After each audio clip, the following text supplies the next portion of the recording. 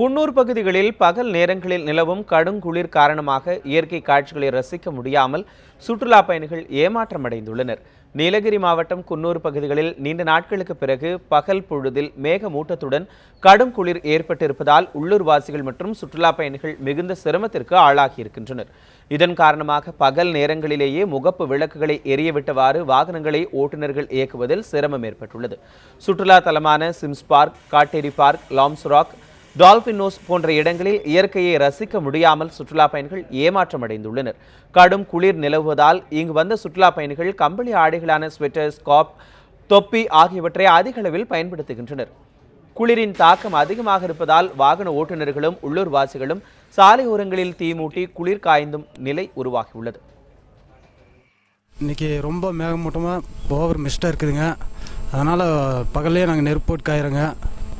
வேலைக்கு போக முடியலைங்க. எதிர வர்ற ஆள் கூட யாருன்னு தெரியறது இல்லைங்க.